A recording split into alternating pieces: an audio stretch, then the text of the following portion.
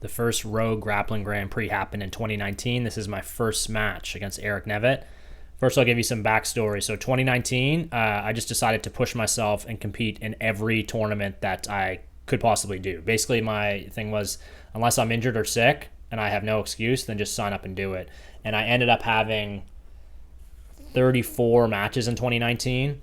And up until this point, this tournament occurred, I think, in July.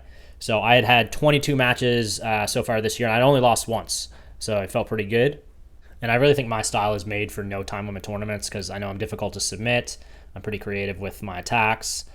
But the first thing you're going to notice here is I'm going to pull guard because I've said before, there's no point in wrestling in a no time limit match, especially with the gi. And my game plan here was basically get the first match over as quick as possible because a no time limit match, you're going to have some tough matches if you're not out in the first one. And especially, I just feel like I'm a little bit stronger in the gi. It just kind of suits my style. So I was trying to Berimbolo Eric to the back, and he resisted. But what the key with the Berimbolo, you have to get their hips over your head. See how I have the belt grip? And now it's a combination of my legs kicking away and then the grip on the belt pulling him. And then that let me get to the hip ride where I just have one hook and I have his hip locked in. So let's watch that whole sequence again. So I pulled, and then right away I was into Berimbolo. And I always feel like, man, I should do more Berimbolos.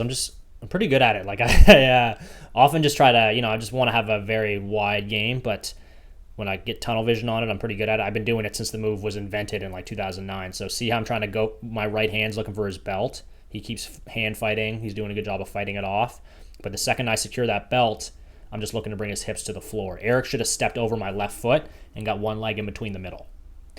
But he didn't, and that let me scoop behind him. Now I'm behind him. Now he has to try to run away.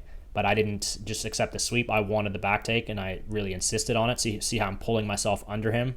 My feet are still in place like they would be for a normal Berimbolo, like on his far hip. But now you see that right hand grab the belt. And now it's just about elevating his hips up over my head and trying to push him down. And you can see I'm going to get that right hook.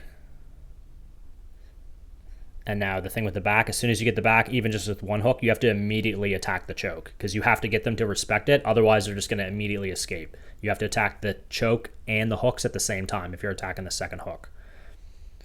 And then from here, I was in really good shape on the back, and I just immediately jumped on the bow and arrow choke from this position. But obviously, you're trying to make sure that my position's tight because it would be a nightmare if you get this position in a no time limit match and lose it. Like I said, I came in real good shape with this. I'm never out of shape, but you can never be in top peak conditioning for every single tournament.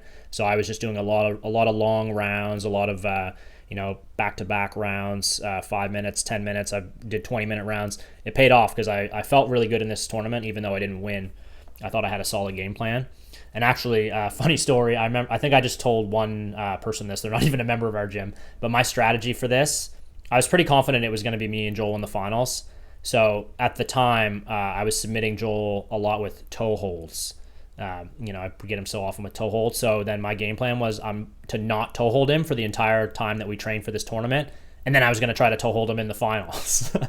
But it didn't work out. I lost my next match. Maybe I'll do a review on that one sometime. And Joel took home the belt. But it is what it is. All memories.